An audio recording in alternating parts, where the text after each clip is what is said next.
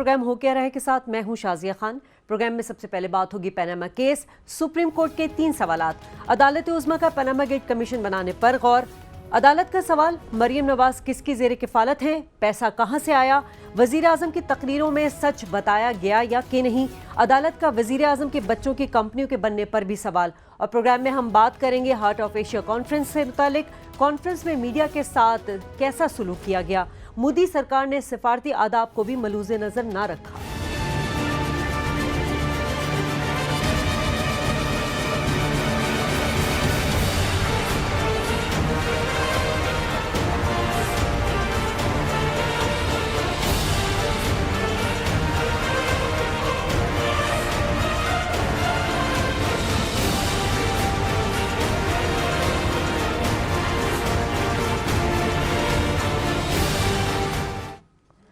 नाज़रीन, सियासी और अदालती अहमियत की हामिल पनामा गेट्स की हेयरिंग आज फिर हुई है। आज अदालत में 3 सवाल पूछे गए और इन 3 सवालों के बाद क्या ये इशारे मिलने शुरू हो चुके हैं कि अब जो बर्डन ऑफ प्रूफ है वो हुकूमती टीम को ही जो उसका जवाब देना है। आज की समाअत से क्या लग रहा है कि केस इंतहाई अहम मोड़ पर दाखिल हो चुका है, इसी पर बात करेंगे। मेरे साथ मौजूद हैं डॉक्टर फ़ारूक सलीम और अयाज अमीर। आप दोनों को अस्सलाम वालेकुम। क्या तबसरा करना चाहेंगे अयाज साहब, आज जो हेयरिंग हुई है? देखिए, एक तो जो वकील सफ़ाई हैं, जो प्राइम मिनिस्टर के चिल्ड्रन हैं, उनकी तरफ से जो आज एक अच्छी दरख्वास्त आई कि इसका डे टू डे हेयरिंग होनी चाहिए, क्योंकि ये बड़ी अहम नौइयत का है। और उन्होंने कहा कि रियासती इदारे अफेक्ट हो रहे हैं, जो बिल्कुल हो रहे हैं। ठीक डॉक्टर साहब, ये जो है इतने इल्ज़ामात इस वक्त, ये एक इंटरनेशनल स्कैंडल था पनामा लीक्स, लेकिन और इसके अहाते में बहुत सारे मुल्क आए, बहुत सारी शख्सियात आए, लेकिन इतने कॉन्सनट्रेटेड इल्ज़ामात या सवालात जो उठाए जा रहे हैं, जो हमारे वज़ीर आज़म और उनके ख़ानदान के बारे में उठाए जा रहे हैं, ये दुनिया में इस वक्त और कहीं नहीं। और ये एक बाकायदा केस सुप्रीम कोर्ट में हो रहा है। इसमें कोई छोटी सी लग्ज़श की बात नहीं हो रही, ये एक बड़ी करप्शन की बात हो रही है, टैक्स छुपाने की बात हो रही है, इसमें गलत बयानी की जो चीज़ें हैं वो सामने आ रही हैं, इल्ज़ामात लग रहे हैं। अभी तक कोई साबित नहीं हुआ, कोई मुजरम नहीं ठहरा। पर जब ऐसे आप पूरा एक, ये क्या कपड़े, क्या लॉन्ड्री, क्या ये तो एक पूरे के पूरा वो जो है पता नहीं कौन सा लिनन जो है धुला जा रहा हो, और उसके बीच में उनके बेटे आ रहे हों, बेटी आ रही हो, बेटी को जो ग्रूम कर रहे थे, ऐसे लगता था कि आइंदा मुस्तकबिल के लिए उसको तैयार किया जा रहा है, अहम जिम्मेदारियों के लिए, क्योंकि बेटे तो हैं वो अपने कारोबार में या किसी के कारोबार में मुलव्वस हैं वहाँ पे। तो यहाँ पे वो इस जद में आई हुई हैं। आज भी वो केस में था कि जी उनके एसेट्स यहाँ से यहाँ पहुँच गए, वो पता चले कि एक BMW गाड़ी थी, और चीफ जस्टिस साहब को पूछना पड़ा कि ये कौन सी सेकंड हैंड गाड़ी है जिसको बेच के इतने पैसे आगे हों। उन्होंने सोने की मुर्गी और सोने के अंडे का कुछ जिक्र किया था। वो तो याद पड़ता है जैसे वो जेम्स बॉन्ड की एस्टन मार्टिन उनकी फिल्मों में थी, होती तो आम सी एस्टन मार्टिन थी, लेकिन उसमें स्पेशल फीचर्स इतने थे होते, कोई एक बटन दबाएं तो मिसाइल निकल रहा है, कोई एक बटन दबाएं तो पता नहीं पैराशूट निकल रहा है। तो इसमें कौन, अब ये जब आप पूछते हैं, सवालात उठते हैं, उनके लिए शर्मिंदगी का बायस है या नहीं है, पर वो वज़ीर आज़म हैं, वो उनकी फैमिली है, उनके बारे में जब ये सवालात उठाए जाते हैं तो बतौर पाकिस्तानी शहरी हमें भी शर्मिंदगी होती है कि ये कौन से तालाब में हम नहा रहे हैं और ये सवालात जो है उठे जा रहे हैं। और सच जो है सबसे इसमें कैजुअलिटी दूर दूर जो भगाया जा रहा है, वो जज साहबान को कहना पड़ा कि किसके खाते में क्या है, हम भी परेशान हो गए हैं, दादा से लेके पता नहीं पोतों तक। अब डॉक्टर साहब, हमारे माशरे में जब बाप दादा इस पे इल्ज़ामात आए, उनको अच्छा नहीं समझा जाता, ہم اپنے وہ معاشرے میں کہتے ہیں یار میرے باپ کی بات نہ کرنا، اور جو بات ہے اگر وہ ہوگا تو پھر نتائج کے ذمہ وار تم. یہاں پہ آئے دن چیزیں ہو رہی ہیں، لیکن ڈاج کرنے کی وہ کوشش، ڈاج کرنے کی یا صحیح جواب نہیں ہے. شاید ان کے جواب ایسے ہوں کہ بالکل سرخرو ہو جائیں، لیکن جو آج 3 سوالات شازیہ آپ بھی کہہ رہی ہیں کہ ڈپینڈنٹ ہیں، زیر کفالت ہیں یا نہیں ہیں، کمپنیاں کہاں سے بن گئی، یہ کون سے بل گیٹس تو اب ہیں، بل گیٹس تو یہ مائکروسافٹ وغیرہ تو اب، یہ کون سے تھا ان کے پاس جادو کی چھڑی کہ جس چیز کو ہاتھ لگایا، نیسکال تو اتنی ہو گئی، نیلسن تو اتنی ہو گئی، کومبر ہے تو اتنی ہو گئی. اور یہ ایک کوئی ڈونلڈ ٹرمپ کے بارے میں اور امریکہ کے بارے میں باتیں نہیں کی جا رہی. یہ پاکستان ایک غریب جو اپنا کشکول لے کے، جو اپنے قرضوں تلے دبا ہوا ہے. ڈاکٹر صاحب ہم قرضے نہ لیں، ہمارا سالانہ جو خرچہ ہے وہ ہم پورا نہیں کر سکتے، ہمیں باہر کی دنیا ہمارے کشکول میں پیسے نہ ڈالے تو ہم جو ہے وہ بینکرپٹ ہو جائیں، ہم اپنے خرچے نہیں پورے یا صاحب پچھلے ہفتے 2 ہفتے سے میں کوشش یہ کر رہا ہوں کہ عام آدمی جو کہ ریلی زمینی حقیقت کے زیادہ قریب ہے میرے مقابلے میں ہوا میں رہتا ہوں، کبھی ایکڈیمکس کی باتیں کرنے لگتا ہوں، ان سے پوچھوں کہ یہ کیا ہو رہا ہے. اور مجھے 1.5-2 ہفتے سے جو مسلسل ایک جواب مل رہا ہے، کامنیلٹی مل رہی ہے، وہ اسپیشلی گاؤں سے آئے ہوئے لوگ، آپ ان سے پوچھ لیں، یہ زمینی حقیقت کے بڑے قریب رہنے والے لوگ ہیں، اور ان کا دماغ میرے مقابلے میں بڑا صاف و شفاف ہوتا ہے، کلیئرٹی ہوتی ہے. وہ پینما کے حوالے سے آف شور تو سب ان کی زبانوں پہ چڑھ گیا. وہ کہتے یہ ہیں کہ کپلا تے کچھ ہو رہا ہے پر ہونا کچھ نہیں. اب میں سوچتا یہ ہوں کہ یہ 2 سینٹنسز انہوں نے بولے، انہوں نے کہا کہ گھپلا تو کہیں ہو رہا ہے، یعنی کہ ان کا اعتماد اپنی سیاسی قیادت کے اوپر سے اٹھ چکا ہے. وہ کہہ رہے ہیں انہوں نے کام کوئی غلط تو کیا ہے، لیکن ساتھ ہی ساتھ جب وہ کہتے ہیں کہ ہونا کچھ نہیں، مطلب وہ کہہ رہے ہیں کہ ریاستی ادارے جو ہیں ان کے اوپر بھی ہمارا اعتماد اٹھ گیا ہے. اب یہ بڑی خطرناک بات ہو سکتی ہے. اب دیکھیے پاکستان کے اندر ایک جنگ چل رہی ہے، ہم دہشت گردوں کے خلاف ایک جنگ لڑ رہے ہیں، ایک بارڈرز کے اوپر جنگ لگی ہوئی ہے. اس وقت لیڈران اور عوام کے درمیان میں ایک اعتماد اور اعتبار کا جو رشتہ ہے وہ بہت ضروری ہے. ہمیں لیڈران نے ایک ہی پلیٹ فارم پہ لے کے آنا ہے اور اس جنگ کے لیے تیار کرنا ہے. اگر یہ اعتماد اٹھ جاتا ہے، لیڈران سے بھی اٹھ جاتا ہے، ریاستی اداروں سے بھی اٹھ جاتا ہے، جو اب لگ رہا ہے اٹھا ہوا. لیکن ڈاکٹر صاحب کی بات کو کنیکٹ کرنا چاہوں گی، عدالت جو ہے اس نے جب پبلک انٹرسٹ میں یہ کیس اٹھایا تو ایک عام آدمی کو عدالت سے پھر امید لگ گئی ہے. سر دیکھیے بات ہے کہ یہاں جو باتیں جو ہو رہی ہیں، میں اس کے بعد وہ سن رہا، آج کی ہیئرنگ کے بعد میں سن رہا تھا مسلم لیگ نون کے جو وہاں پہ زوما تھے وہ اپنی تشریحات پیش کر رہے تھے. سب باعث کو نکال کے ان کے پاس کچھ کہنے کو نہیں تھا سوائے اس کے کہ فلانا جھوٹ بول رہا ہے، اس کو منہ کی کھانی پڑے گی، پاکستان کے عوام نے مینڈیٹ ایسے دے دیا ہے، بلدیاتی انتخاب میں مینڈیٹ دے دیا ہے، الیکشن میں دے دیا، آئندہ بھی ہے. کچھ ان کے پاس ٹھوس چیز جو ہے کہنے کی نہیں تھی. سر آپ نے یہاں پہ قیادت خاک کرنی ہے، وہاں پہ ہمارے وزیر خارجہ جاتے ہیں اور انڈین سائڈ جو ہے جو ہم ڈسکس کریں گے اس کے بعد حتی الوساق کوشش کرتے ہیں کہ بے عزتی کی جائے. آپ نے کیا اس کا جواب دینا ہے؟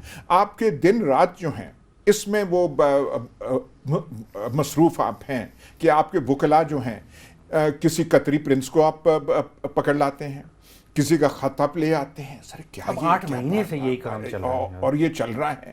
ایک ہی بات جو میں نے پہلے کہی، ڈھنگ کی آج وہ بات لگی کہ جی جلدی ڈے ٹو ڈے ہیئرنگ آپ کریں تاکہ چیف صاحب کے جو جانے سے پہلے جو دسمبر میں ان کا وہ ٹینیور ختم ہو رہا ہے، یہیں جا کے کسی کروٹ یہ اب یہ جنوری 15 سے دسمبر 15 سے جنوری 2 تک ونٹر ویکیشن شروع ہو جائیں گی عدالت کی. سر میرے خیال ہے ونٹر یہ ویکیشن نہ ہی کریں اور یہ اس کو نپٹائیں. ہماری جگ ہسائی ہو رہی ہے، ریاست کو، پاکستان کو زوف پہنچ رہا ہے، نقصان ہو رہا ہے. یہ کوئی الزامات کوئی اچھے نہیں ہیں، ان سے کوئی ہماری عزت میں کوئی اضافہ نہیں ہو رہا. پتہ نہیں وہ کیسے برداشت کر رہے ہیں دن رات یہ جو چیزیں آ رہی ہیں. اور وہ جو جیسے پہلے کہا اتنی دولت، इतना दौलतों का अंबार, गरीब मुल्क, आपको मतलब ख्याल होना चाहिए कि वहाँ पे फ्लैट्स हैं, ये फ्लैट्स हैं, उधर फ्लैट्स हैं, मतलब सब ये एंड कर बहुत देना, अफसोस। जितनी भी जायदाद है, जितनी भी कंपनीज हैं, सब डिस्क्लोज कर दें। हर रोज एक नई कंपनी निकलती है, हर रोज एक नई जायदाद निकलती है, एक ही दफा सब कुछ बता दें कि हमारा ब्राजील में इतना है, मैक्सिको में इतना है, बर्तानिया में इतना कुछ है, सब कुछ। ठीक है, डॉक्टर साहब की बात को हम कंटिन्यू करेंगे इस ब्रेक के बाद, और ये भी जानने की कोशिश करेंगे जो डॉक्टर साहब ने अभी थोड़ी देर पहले पॉइंट रेज किया है कि 30 दिसंबर को चीफ जस्टिस जो है वो रिटायर हो रहे हैं, तो ये जो मुआयना अरसा होगा हमारे लिए, क्या उससे पहले ये केस निमट जाएगा? क्योंकि डे टू डे हियरिंग की अपील जो है वो नून लीग ने कर दी है। हमारे साथ रहिएगा।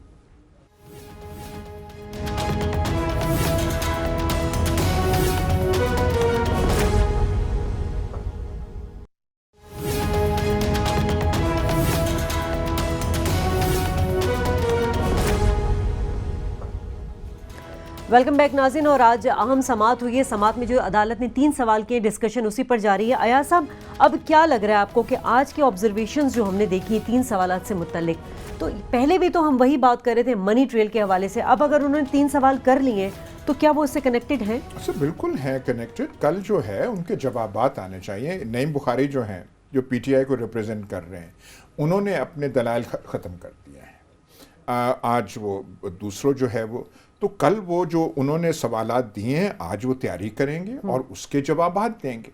और जिस किस्म के जवाबात आते हैं, क्योंकि ये जो है जो 3 सवालात जज साहबान ने आज उठाए हैं, ये केस का आप यूँ समझिए कि महवर है। बिल्कुल ये यहाँ पे जो क्रक्स है, बाकी आप चीज़ों को छोड़ें, इसका है कि आप हमें जवाबात दें। अब आज मैं वो देख रहा था उनकी वो हेयरिंग के बाद, नून लीग के ज़ुमा जो हैं, तो वो मरियम नवाज़ का वो कह रहे थे नहीं ऐसे नहीं है, वो गलती से नाम आ गया, वो डिपेंडेंट जो है नहीं है तब, क्योंकि वो नहीं थी और ये था, वो तावीलें दे रहे थे। अदालत उससे मुतमईन होती है या नहीं, जब बाकायदा दलाइल आते हैं वो हमने कल देना है। तो कल जो है, जो हेयरिंग कल होनी है, बहुत ही अहम और मेरा ख्याल है बहुत दिलचस्प होगी, क्योंकि इस जवाबात के बाद ही केस जो है चलेगा। क्योंकि अब तक तो सिर्फ जो पिटिशनर्स हैं उनकी तरफ से दलाइल आए हैं। अयाज साहब, आज 8वीं हियरिंग थी इनकी, और अगर हमने सिमत की कोशिश करनी हो कि किस सिमत में जा रहा है, पहले 8 हियरिंग में जो 3 सबसे इम्पॉर्टेंट रिमार्क जज साहिबान की तरफ से आए थे, चीफ जस्टिस ने कहा था कि अगर इब्तदा हाकिम वक्त से की जाए तो कोई मुज़ायका नहीं। वो कह रहे थे कि हम यहाँ से शुरू करेंगे, बाकी सबको भी कवर किया जाएगा बाद में। वज़ीर आज़म का ख़ताब कौम से था, गलत बयानी की तो नताइज भुगतना होंगे, ये जस्टिस इजादुल हसन साहब ने आज से पहले कहा था। कहानियाँ तब्दील हो रही हैं, इस बात का एहसास है, जस्टिस शेख अजमत। ये 8वीं हियरिंग से पहले कह रहे थे। आज मेरे नज़दीक जो सबसे इम्पॉर्टेंट बात सामने आई, वो जस्टिस खोसा साहब ने कहा कि जायदाद की मलकियत को तस्लीम करने के बाद सबूत फराहम करने की ज़िम्मेदारी आपकी है। ये PMLN के नुमाइंदों को कह रहे हैं। अब बारे सबूत इन्होंने पूरी तरह उधर तब्दील कर दिया कि ये चीज़ आपने साबित करनी है। 3 सवालों के हवाले से देखिए, पहला सवाल है कि वज़ीर आज़म के बच्चों की कंपनियाँ कैसे बनाई गई। दूसरा सवाल है कि ज़ेरे कफालत होने वाला मामला जो है, और तीसरा सवाल था वज़ीर आज़म की तकरीरों में सच बताया गया या नहीं।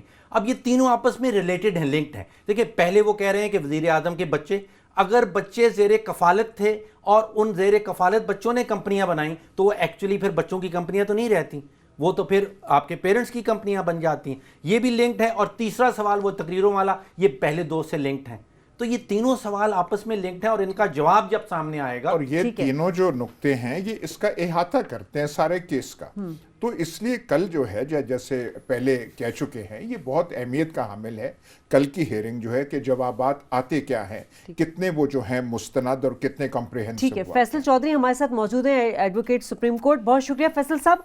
एक चीज़ क्लियर कर दीजिएगा, बाकी टेक्निकल पॉइंट ऑफ व्यू से तो डॉक्टर साहब और अयाज साहब आपसे पूछेंगे कि आज जो ऑब्जर्वेशन आई, जो 3 सवालात थे जो पूछे गए हैं, उससे क्या ये अखज़ कर लिया जाए कि बर्डन ऑफ प्रूफ जो है वो अब हुकूमती टीम पर आ गया है और जो पटिशनर हैं वो इससे मुबर्रा हो चुके हैं? नहीं, देखिए, जब आप एडमिशन करते हैं किसी भी चीज़ के, किसी एलिगेशन का एडमिशन कर लेते हैं, تو پھر جو برڈن ہے وہ آپ کے اوپر ہو جاتا ہے. سنس جو نواز شریف صاحب کی فیملی ہے انہوں نے پراپرٹیز کی ملکیت کو اون کیا ہے تو پھر برڈن آف پروف جو ہے وہ تو اب ان کے اوپر ہے.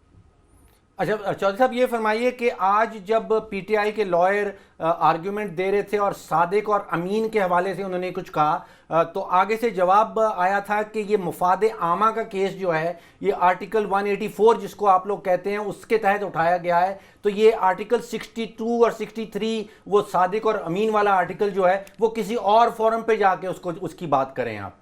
وہ شیخ رشید صاحب کی جو پٹیشن ہے وہ ڈائریکٹلی اس کے اوپر ہے جی. بنیادی طور پہ جو آرٹیکل 62 63 ہے اس میں اگر یہ سپریم کورٹ یہ اسٹیبلش کر دیتی ہے کہ یہ بولا گیا اور کانٹراڈکشنز ہیں تو پھر آرٹیکل 62 63 تو آٹومیٹکلی لگ جائے گا.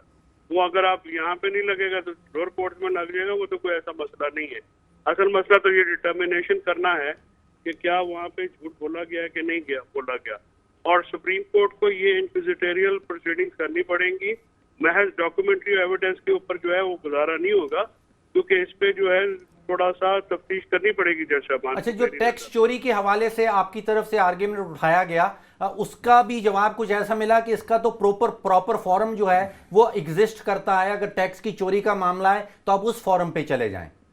یہ ڈاکٹر صاحب اس میں دو چیزیں ہیں نا جی. اگر تو proper form F T R ہے, اگر ایف ٹی آر کام نہیں کر رہا اور وہ تیار ہی نہیں ہے اور انہوں نے جواب بھی دے دیا کہ ہم نے تو جی ٹیکس میں معاملات میں وزیر اعظم کی پروب نہیں کرنی تو پھر سپریم کورٹ کے علاوہ پھر in action of the institutions ہے نا جس کی وجہ سے P T I supreme court میں آئی ہے.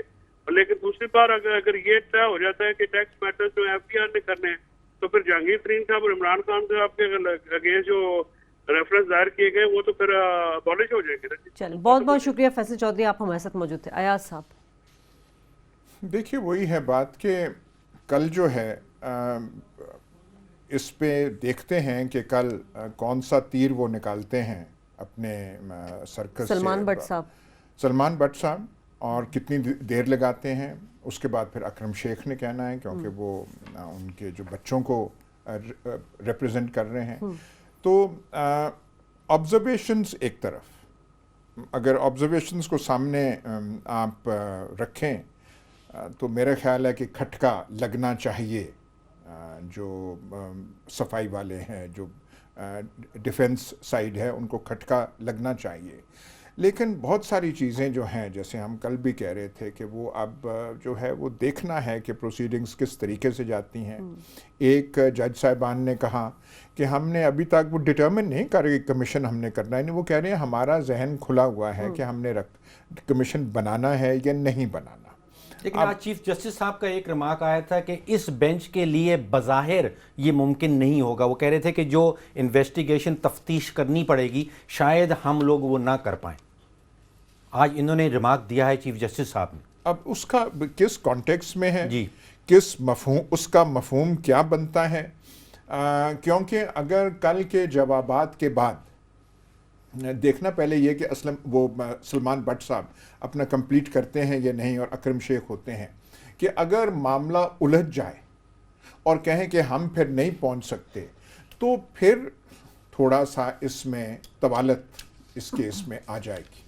اور اس میں پھر مطلب ایک یہ لیمن کی رائے ہے کہ اس میں کمپلیکیشنز پیدا ہو سکتی ہیں. ٹھیک ہے. اچھا ایاز صاحب آج ہم بات کر لیں عمران خان صاحب کی کہ وہ ذرا جس طرح کی ان کی باڈی لینگویج ہمیں نظر آ رہی تھی, انہوں نے کہا کہ آج ہم نے سب کچھ اپنا کمپلیٹ کر لیا, یعنی ان کے دلائل بھی مکمل ہو چکے ہیں, ثبوت بھی انہوں نے دے دیا. اس پہ بڑا کاؤنٹر کیا آج نون لیگ کی جو ٹیم, جو اسپوک پرسن ہے, آ کر کہ آپ نے استعفیٰ تو مانگ لیا وزیر اعظم سے لیکن آپ نے کوئی ثبوت نہیں پیش کیا. نہیں, میں نے ویسے وہ آپ سے میں کہہ رہا ہوں, میں نے سارے جو ہیں ان کو میں نے سنا, ان کی تمام جو توپیں تھیں, انوشا رحمان تھیں, وہ تھوڑے مطلب لہجہ ان کا بہت اچھا ہوتا ہے, وہ چیختی چلاتی نہیں ہیں.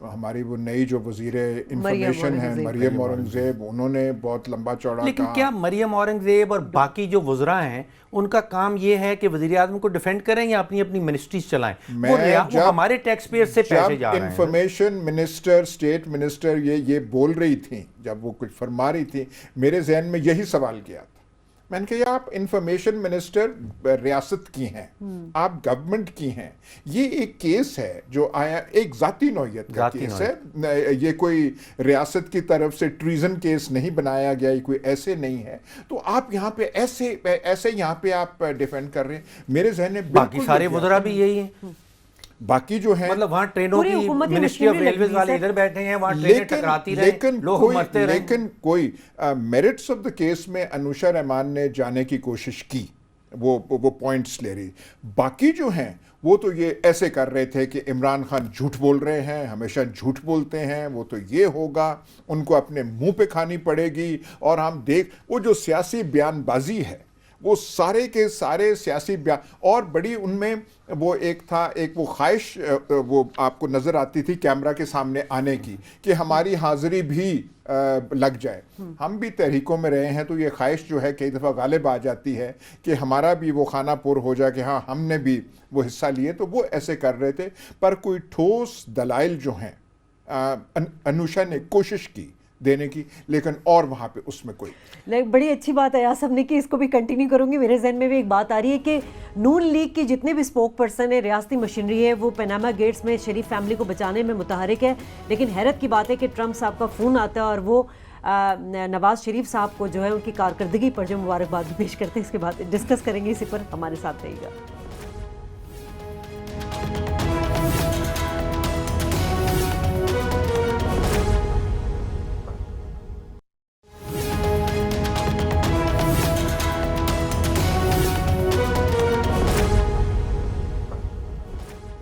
वेलकम बैक नाज़रीन। और पनामा केस से मुतालिक जो समाअत है वो कल होगी, और कल यकीनन जो पीएम के वकील हैं सलमान बट, उनको बहुत कुछ वाज़ेह करना है। अकरम शेख को भी कल दलीलें देनी है। अयाज साहब, एक सवाल मेरे जहन में आ रहा है कि नवाज शरीफ फैमिली इतनी बाबरकत है कि 1980 में वो 12 मिलियन दिरहम का मामला जो चला, वो चलते चलते आके कतर फिर लंदन पे रुका, फिर जो लाखों की गाड़ियाँ हैं वो करोड़ों में बिक जाती हैं। कुछ हमें भी बता दें कि क्या कौन से उनसे पूछे ना अयाज साहब क्या बताएंगे। देखें ना, हर एक तजुर्बा है अयाज साहब को, करामात नहीं होते। पर एक आपने जो जिक्र किया वो डोनाल्ड ट्रंप की वो गुफ्तगू का, उसका भी ताल्लुक इस जो ये हालात हैं पाकिस्तान में इसमें है।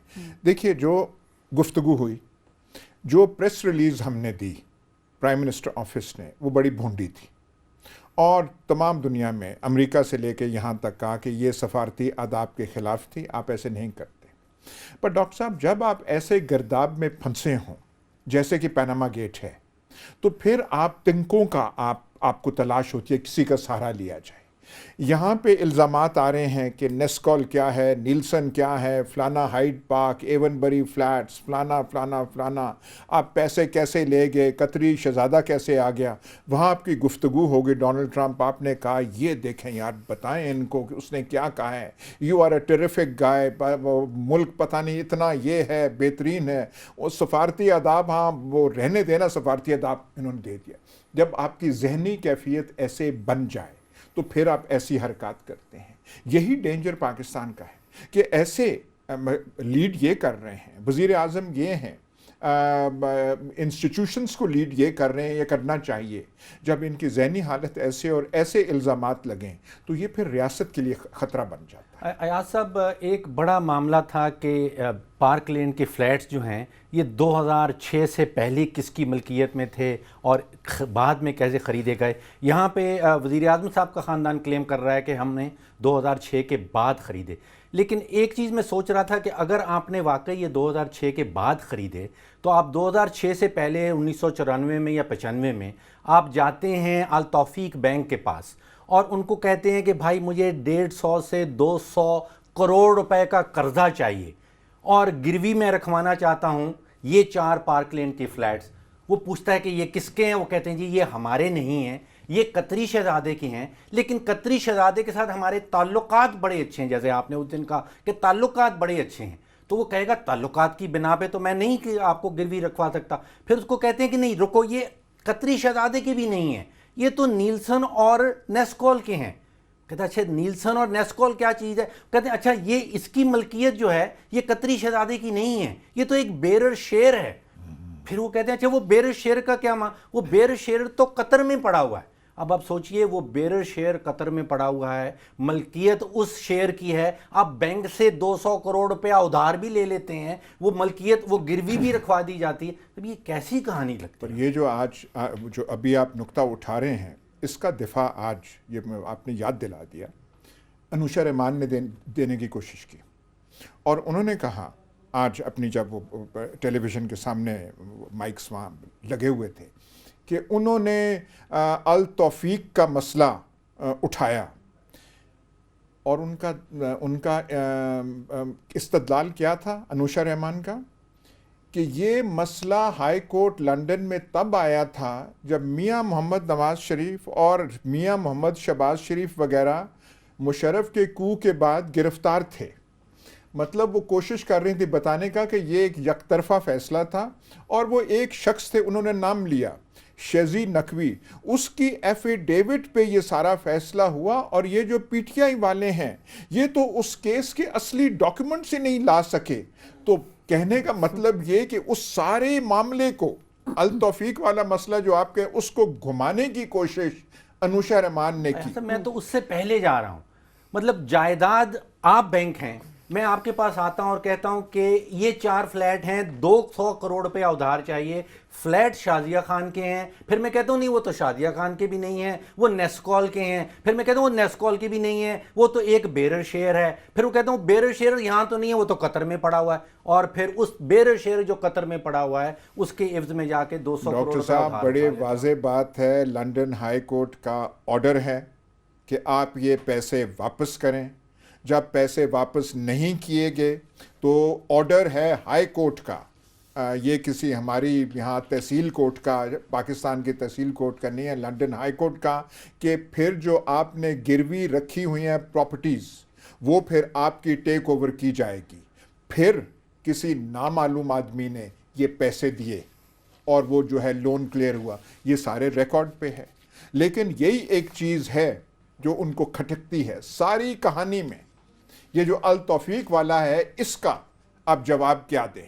وہ جواب نہیں ہے جو آج کوشش کی انوشا رحمان نے دینے کی, اور وہ اس معنی میں دی کہ وہ تو جب وہ یہاں پہ گرفتار تھے تو یہ فیصلہ ہو گیا. لیکن جج صاحب نے آج وہ پوچھا کہ بڑے صاحبزادے جو ہیں وہ وہاں کہہ رہے ہیں کہ میں کرائے پہ رہ رہا ہوں.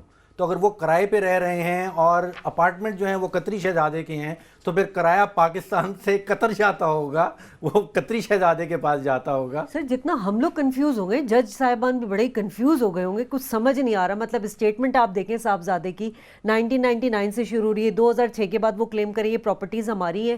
تمام چیزوں کو لے کے آپ سمجھتے ہیں کہ جج کسی فیصلے پہ پہنچ سکیں گے نہیں پہنچ سکیں گے؟ اتنی الجھ گئی ہے. معاف کرنا, ہم اتنے کنفیوز نہیں ہیں, باتیں اتنی کوئی الجھی ہوئی نہیں ہیں. اب یہ جو کہ وہاں رہتے تھے سارے کہہ رہے ہیں, آپ نون لیگ کے مطلب 6 کوئی آپ کو لیڈر ملیں گے, صدیق الفاروق, نثار علی خان جو کہتے ہیں, ساروں نے کہا جی 20 سال پہلے لی. ساروں کو پتہ ہے نون لیگ کی میٹنگز وہاں پہ ہوتی رہی ہیں, پریس کانفرنسز ہوتی رہی ہیں. ہمارے صحافی بھائی کئی ہیں جو زندہ سلامت ہوش و حواس میں ہیں, جو ان فلیٹس میں جاتے رہے ہیں, وہاں پہ محظوظ ہوتے رہے ہیں, ان کی میزبانی سے ہوتے رہے, جو دیکھتے رہے ہیں وہاں پہ وہ کیسے اٹھتے تھے, کیسے بیٹھتے تھے. تو یہ تو کوئی بات نہیں. جو ریمارکس جج صاحبان کی طرف سے آ رہے ہیں, کہہ رہے ہیں کہ اصل بات یہ ہے کہ بچوں نے جائیدادیں کیسے بنائیں. بالکل ٹھیک بات ہے. جسٹس کھوسا صاحب کہہ رہے ہیں. پھر یہ پیسہ کہاں سے آیا یہ ثابت آپ نے کرنا ہوگا بٹ صاحب. یہ کھوسا صاحب جو جسٹس کھوسا صاحب بٹ صاحب کو کہہ رہے ہیں کہ یہ آپ نے ثابت کرنا ہے. اکاؤنٹ میں 4 ملین پاؤنڈ 5 ملین پاؤنڈ, ہم نے تو 1 ملین, ہم نے تو شاید 1 ملین روپیز بھی نہ دیکھا ہو, تو 1 ملین پاؤنڈ 5 ملین پاؤنڈ یہ کہاں سے آئے؟ تو یہ ریلیونٹ سوال ہے کہ بھئی کاروبار کیسے آ گئے, کون سا جادو کی چھڑی تھی, کون سا وہ ذریعہ تھا جس سے یہ جو ہے ہونہار طالب علم جو ایک کہہ رہے ہیں میں تو اسٹوڈنٹ ہوں, میں تو رینٹ بیسس پہ وہاں پہ رہتا ہوں. ٹم سیبیسٹین کا جو مشہور الزمانہ جو انٹرویو ہے بی بی سی کے ساتھ, تو اب آپ ایک دم جو ہے ملینز آف پاؤنڈز جو ہیں آپ یہاں کر رہے ہیں. عام آدمی یہ کیوں کہتا ہے کہ کپلا تے ہے پر ہونا کچھ نہیں؟ پھر ڈاکٹر صاحب وہاں سے وہ جو آج وہ باتیں ہوئی تھیں وہاں سے وہ گفٹ بیٹے جو ہیں گفٹ بھیج رہے ہیں یہاں پہ پاکستان میں صبح سے 1 لاکھ روپیہ گفٹ مانگ رہا ہوں اپنے بیٹے سے, یہاں 74 کروڑ روپے کا گفٹ آ گیا. وہ یہ وہاں سے یہ آپ کیا کر رہے ہیں سر تابیداری بھی تو کوئی چیز ہوتی ہے نا. پھر آپ کہہ رہے ہیں کہ ہم قوم کی تقدیر بدل دیں گے, ہم قوم کو یہ کر دیں گے, ہم پتہ نہیں ترقی یافتہ ملکوں کی صف میں ہم کھڑا کر دیں گے. پیسہ تو باہر سے آیا تو یہ پاکستان میں خرچہ گیا نا, وہ کر رہے ہیں یہ کام. دیکھ لیں 74 کروڑ روپیہ باہر سے آ رہا ہے اور یہاں پاکستان میں خرچ کیا جا رہا ہے, تو پاکستان کی عوام کو مل رہا ہے. ہمارے پروگرام میں ٹائم نہیں ہے, لیکن آج جو نون لیگ کے لوگوں نے جو اس کے بعد جو بولا تھا میں نے نہیں دیکھا, مجھے کچھ بتائیے. بالکل سننے کے قابل ہے کہ وہ کیا کہہ رہے ہیں. سب سے اچھا تو وہ اپنا طلال چودھری صاحب بولتے ہیں, میں تو بڑا امپریس ہوتی ہوں ان کی جو اسپیچ ہوتی ہے نا, وہ جتنا ڈیفینڈ کرتے ہیں نا. ان سب حضرات کے اپنے آبجیکٹیوز ہیں, انہوں نے کہیں تک پہنچنا ہے. اب جو مرحلہ وہ جو پاتھ اختیار کیے ہوئے ہیں, وہ جو بھی کہنا ہے وہ کہے چلے جائیں گے, اور ان کا آبجیکٹیو ہے کہ ہم نے یہاں تک پہنچنا ہے. کسی نے وزیر بننا ہے اطلاعات کا, کسی نے فائنینس کا وزیر بننا ہے, تو یہ ان کا راستہ ہے. آپ یہ سمجھ پائیں کہ اس راستے پہ وہ چل رہے ہیں اپنا آبجیکٹیو اچیو کرنے کے لیے. فائنانس منسٹری تو خالی نہیں ہوگی, کوئی اور کی آپ چلیں اب دیکھتے ہیں کل جو اسٹیٹ منسٹر بنا لیتے ہیں. کل جو سماعت ہوتی ہے اس کے بعد کیا ڈائریکشنز ہمیں نظر آئیں گی. ناظرین یہاں لیں گے بریک کے بعد واپس آئیں گے تو بات کریں گے ہارٹ آف ایشیا کانفرنس, جس کا مقصد افغانستان کی سیکیورٹی صورتحال کے حوالے سے ہے, ان کے مسائل کا حل تھا, لیکن جس طرح کا سلوک پاکستان کے ساتھ کیا گیا اور جو سفارتی آداب تھے اس کو بالکل ملوز نظر نہیں رکھا گیا, خاطر میں نہیں لایا گیا, اس سے کیا امپریشن گیا ہے, اس پہ بات کریں گے اس بریک کے بعد.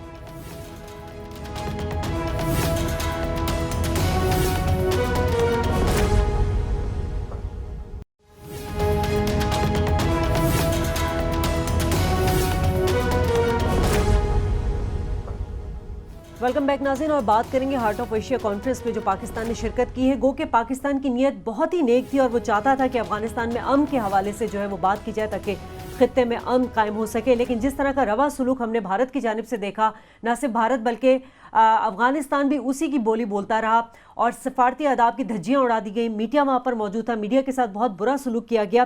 ہمارے ساتھ اس وقت خالد جمیل صاحب موجود ہیں, سینئر صحافی ہیں جو کہ اس ڈیلیگیشن میں سرتاج عزیز کے ساتھ تھے. خالد صاحب ذرا آپ آنکھوں دیکھا حال تو بتائیے وہاں کا. دیکھیں, انڈیا کا جب بھی ہم وزٹ کرتے ہیں, میرا تیسرا وزٹ تھا, وہاں پہ سچویشن کو زیادہ سازگار نہیں ہوتی میڈیا رپورٹنگ کے لیے. عموماً وہاں پہ جو خفیہ ایجنسیوں کے لوگ ہیں وہ آپ کو چیز کر رہے ہوتے ہیں, سم ٹائم وہ ہراساں بھی کرتے ہیں.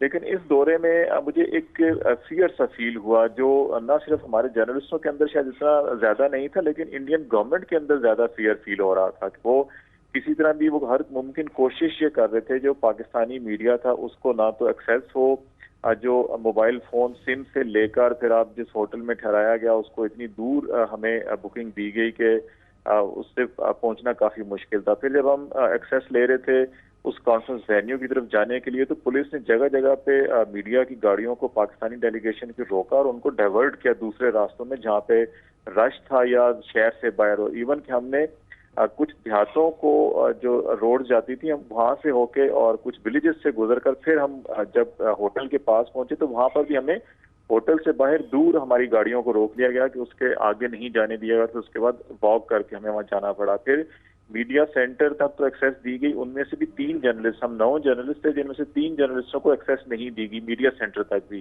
میڈیا سینٹر اور میڈیا بریفنگ 2 الگ روم بنائے گئے تھے اور پاکستانی جو جرنلسٹ تھے ان کو میڈیا بریفنگ تک بھی ایکسیس نہیں تھی جہاں پہ مختلف ہیڈ آف ڈیلیگیشنز آ کے اگر پریس ٹاک کرنا چاہتے ہیں تو وہاں تک بھی ایکسیس نہیں دی گئی.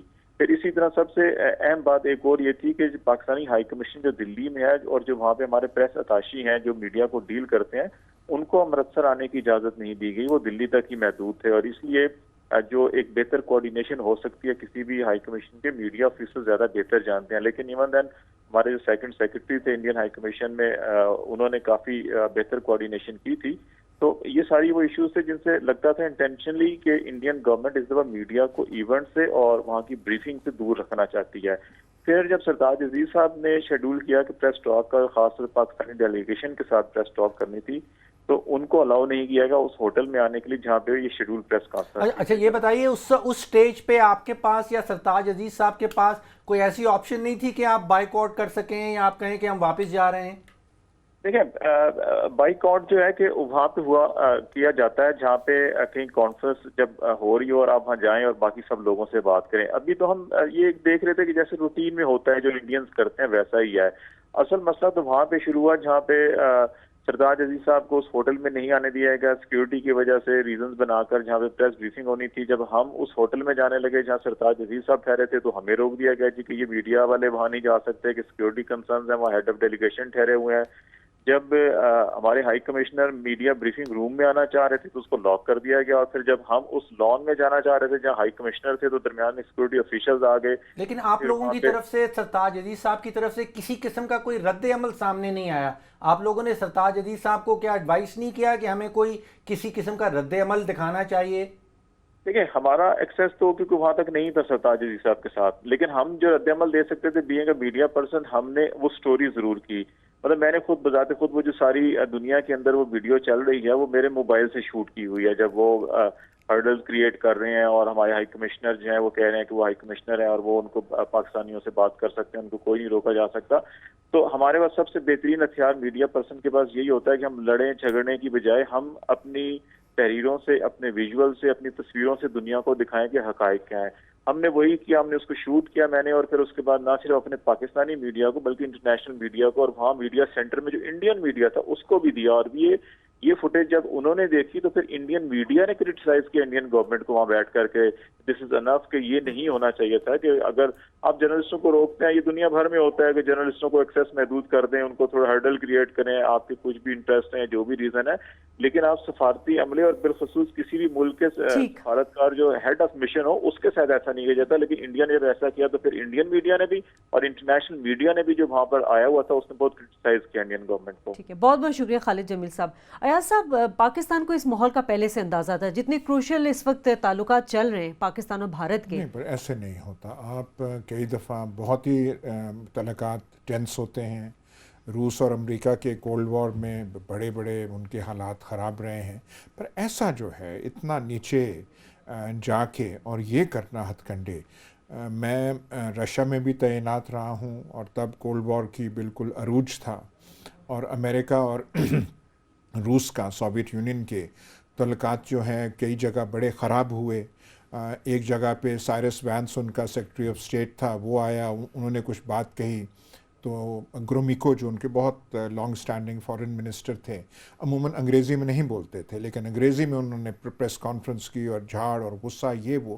لیکن کبھی ایسا نہیں ہوا کہ آپ جرنلسٹ کو اور ایسے ایکسیس کریں. اور یہ جو ہے چھوٹی کہ وہ میڈیا جہاں پہ وہ جو آپ کا سیل بنا ہوا ہے یا میڈیا بریفنگ روم ہے وہاں پہ آپ نہ آنے دیں, اور آپ کا جو آپ کا فارن منسٹر ہے, جو آپ فارن ایڈوائزر ہے وہ جائیں اور آپ کہیں یہاں نہیں آپ جا سکتے. وہ ایک ہوٹل میں جانا چاہتے تھے جہاں پہ انٹریکٹ کرنا چاہتے تھے پاکستانی میڈیا کے ساتھ, تو ان سے یہ کہا گیا کہ نہیں وہاں پہ ایک شادی کی تقریب ہو رہی ہے تو آپ نہیں جا سکتے کیونکہ سیکیورٹی کنسرن سے. انہوں نے کسی قسم کا ریئیکشن بھی نہیں اٹھایا, انہوں نے کسی قسم کا کوئی بھی رد عمل ظاہر نہیں کیا, میرا خیال ہے نہیں کہ وہ ٹھنڈے مزاج کے آدمی ہیں, وہ بڑے سیزنڈ آدمی ہیں سرتاج عزیز صاحب.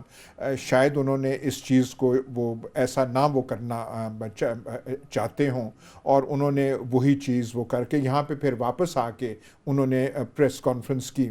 لیکن بہت لمبے عرصے سے ہم چیزیں یہ دیکھ رہے ہیں اس قسم کا رویہ روکا جائے. اور یہ جیسے وہ کہہ رہے تھے خالد جمیل کہ جانا یہاں پہ ہے تو انہیں کہیں ہاں جی آپ انارکلی براستہ انارکلی جائیں تو انارکلی میں آپ وہ ایاز صاحب آپ نے وہ حالات خراب کا ذکر کیا, تو حالات ثناء اللہ صاحب کے ساتھ اور 92 چینل کے درمیان میں بھی کچھ خراب ہیں. جب سے 92 چینل نے ان کے ڈیرے کے حوالے سے ایک رجسٹریشن ان کے حوالے سے ایک خبر شائع کر دی, ان کو شاید شیشہ دکھا دیا, اس دن سے وہ پوری ریاستی وسائل اپنے پیچھے لے کے 92 چینل کے پیچھے پڑے ہوئے ہیں. یہ بڑی, اب کیا کہیں, ہم کل بھی وہ کہے تھے ایسے چیزیں کرنی نہیں چاہیے. یہ جو ہے ایک انسیڈنٹ کو لے کے اور اسے آپ پھر ایسے توڑ مڑوڑ کے آپ وہ پیش کریں کہ ذاتی نہیں بنانا چاہیے, اور اسے آپ بالکل پرسنلائز کر کے کہ اسے ایک ذریعہ ان کو دبانے کا, پریشر لانے کا.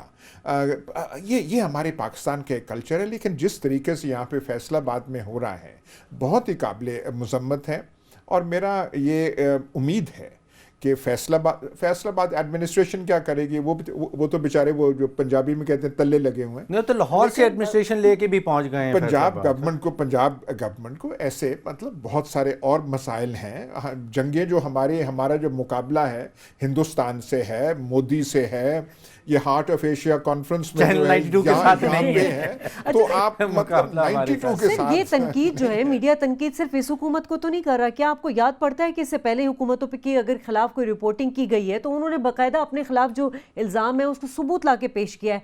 सनाउल्लाह साहब भी ले आए कि जी डेरा जो है वो मेरा लीगल है, लीगल ऑथराइज्ड है, बात ख़त्म हो जाएगी। लेकिन इस चीज़ को निकालना चाहिए, और ये जो है कानूनी ये जो बाकी जिसको वहाँ पे फैसलाबाद में इस्तेमाल करने की कोशिश की जा रही है उससे इज्तनाब करना चाहिए। थोड़ा सा बेटर सेंस जो है वो प्रिवेल करना चाहिए। इस वक्त जैसे मैंने पहले गुजारिश की कि इस वक्त मुल्क में मसाइल और हैं।